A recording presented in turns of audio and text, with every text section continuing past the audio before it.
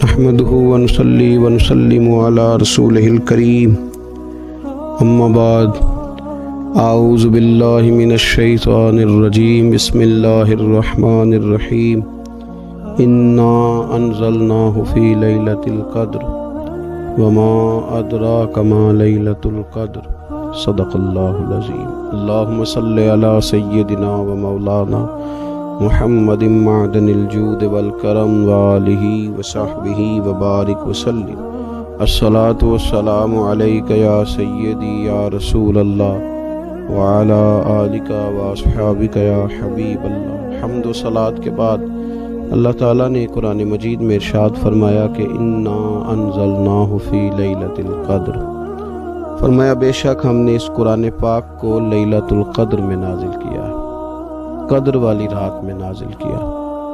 وما ادراک ما لیلۃ القدر، قرآن مجید کے انداز پر غور فرمائیں، فرمایا تم کیا جانتے ہو کہ لیلۃ القدر کیا ہے، تمہیں کیا خبر ہو کہ لیلۃ القدر کیا ہے۔ اس کی اہمیت دیکھیے، میں کہا کرتا ہوں کہ صرف اس ایک فکرے کو دیکھ لیا جائے، وما ادراک ما لیلۃ القدر، اور تم کچھ جانتے ہو کہ لیلۃ القدر کیا ہے، تمہیں کیا خبر کہ لیلۃ القدر کیا ہے۔ لیلۃ القدر 1000 مہینے سے بہتر ہے۔ ان آیات کو دیکھیں اور ساتھ نبی پاک صلی اللہ علیہ وسلم کا وہ فرمان دیکھیں جس میں حضور علیہ السلام نے فرمایا تمہارے پاس ایک مہینہ آ رہا ہے رمضان کا، اس میں ایک رات ہے جو 1000 مہینے سے بہتر ہے، اور یہ لفظ کتنے جھنجھوڑنے والے ہیں۔ حضور علیہ السلام نے فرمایا جو اس رات محروم رہ گیا وہ ہر نیکی سے محروم رہ گیا، جو اس رات محروم رہا محروم ہی رہ گیا، اتنی بڑی بات۔ فرمایا تنزل الملائکۃ والروح، اس دن فرشتے اور روح القدس یعنی جبریل امین اترتے ہیں، فیہا اس رات میں، بِإِذْنِ رَبِّهِمْ مِنْ كُلِّ امر، اپنے رب کے حکم سے ہر خیر کے کام کے لیے۔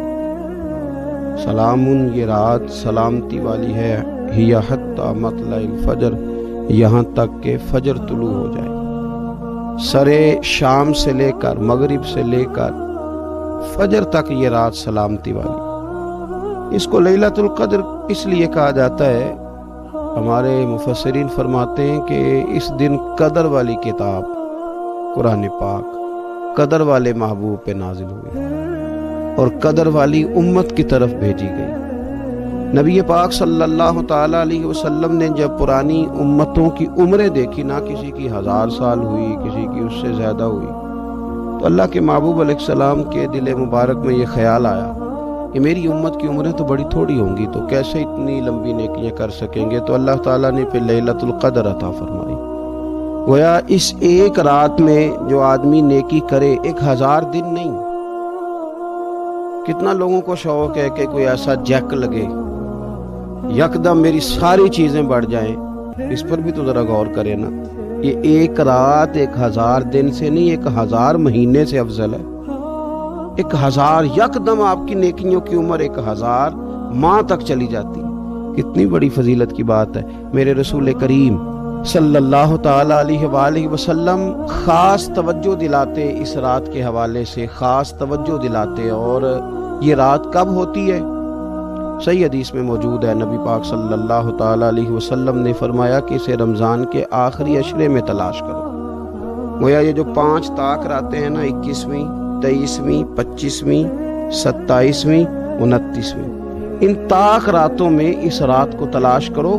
اس رات اللہ کے فرشتے نازل ہوتے ہیں، آسمان دنیا پر، زمین پر فرشتے اترتے ہیں، حضرت جبریل امین علیہ السلام انہیں لے کر کے آتے ہیں، اور فرشتے کیا کرتے ہیں کہ جو بندہ اس رات اللہ کی یاد میں موجود ہو، جو بندہ اللہ تبارک و تعالیٰ کے ذکر میں موجود ہو، جو بندہ اس دن اللہ تبارک و تعالیٰ کی بارگاہ میں کسی بھی طور پر حاضر ہو، فرشتے اس کے لیے دعائے مغفرت بھی کرتے ہیں اور رب کی بارگاہ میں التجائے رحمت بھی کرتے ہیں۔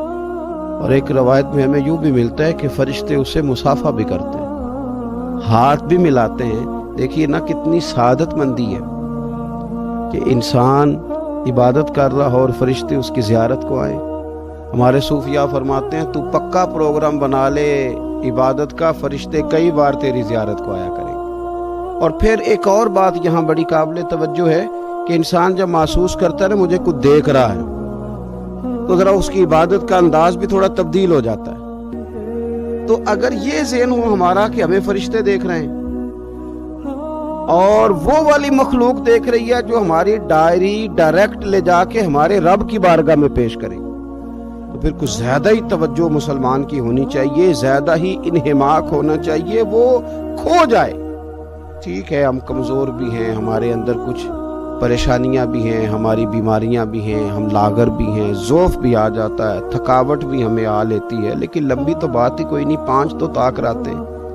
حضرت سیدہ عائشہ صدیقہ رضی اللہ تعالیٰ عنہ ارشاد فرماتی ہیں کہ جب رمضان کا آخری عشرہ شروع ہوتا تھا نا تو نبی پاک اپنی کمر کس لیتے تھے عبادت کے لیے، خود بھی رات کو اٹھتے تھے، ہمیں بھی جگاتے تھے.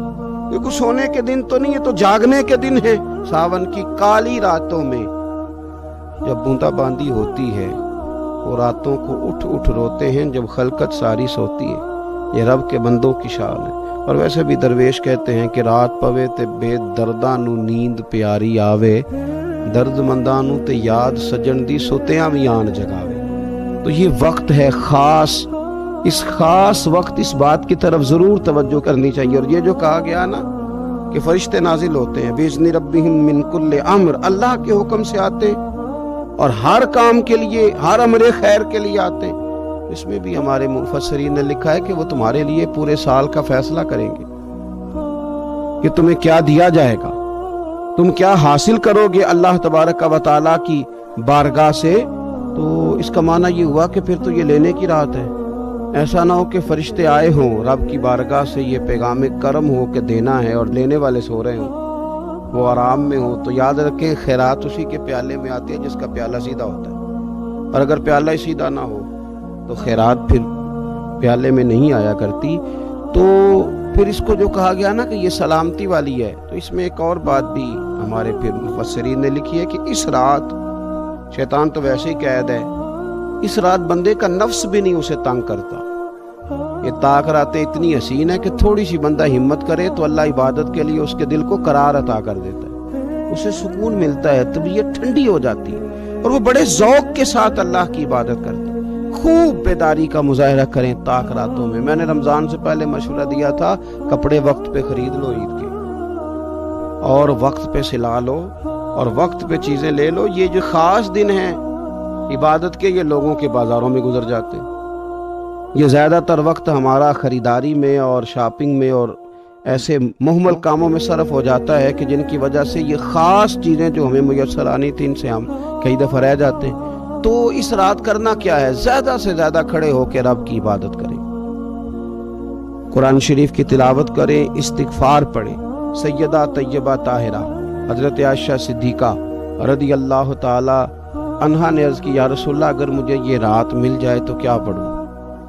تو فرمایا عائشہ تم یہ دعا مانگنا، اللہم انکا عفو، اے اللہ بے شک تو درگزر کرنے والا، تحب العفو، اور تو درگزر کرنے کو پسند بھی کرتا ہے، فاعف عنی، ہم سے بھی درگزر فرما، ہمارے گناہوں کو معاف فرما.